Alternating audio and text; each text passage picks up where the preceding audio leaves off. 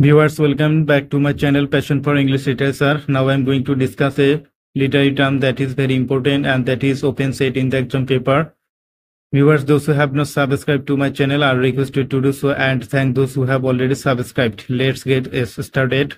Again, I am going to tell the literary term that is a lyric. What is the lyric? Gitikobita ki? A lyric is a short poem intended to be sung to the accompaniment of a lyre. Lyric বা গীতি কবিতা হচ্ছে ছোট কবিতা যার উদ্দেশ্য হচ্ছে লায়ারের সাথে গাইতে হবে। এই লায়ার হচ্ছে এক ধরনের তারের বাদ্যযন্ত্র। এই লায়ার থেকে লিরিক শব্দের উৎপত্তি।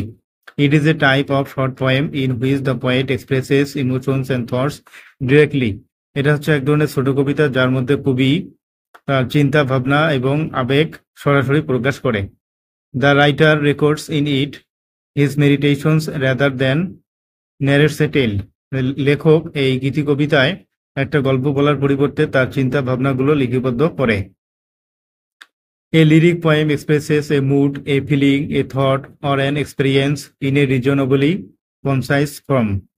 গীতি কবিতা হচ্ছে একটা মনোভাব, একটা অনুভূতি, একটা চিন্তা অথবা একটা অভিজ্ঞতা যৌক্তিকভাবে সংক্ষিপ্ত আকারে প্রকাশ করে। A lyric is a personal poem in which a single speaker speaks.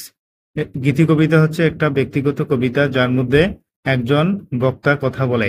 And possesses the rhythm of a song, এবং যার মধ্যে গানের ছন্দ থাকে। It is characterised by impulsiveness, emotion, imagination and singleness of effect. এই গীতি কবিতার বৈশিষ্ট্য হচ্ছে ইম্পালসিভনেস মানে আবেগ প্রবণতা বা ভাব প্রবণতা, ইমোশন আবেগ, ইমাজিনেশন কল্পনা, অ্যান্ড সিঙ্গেলনেস অফ ইফেক্ট এবং একমাত্র প্রভাব, অর্থাৎ যে আবেগ বা অনুভূতি প্রকাশ করে তার মধ্যেই সীমাবদ্ধ থাকে, একটিমাত্র আবেগ অনুভূতির মধ্যেই সীমাবদ্ধ থাকে। Thank you viewers for watching the video. If you think that the video is helpful to you, you are requested to subscribe the channel and press the bell icon for more videos like this.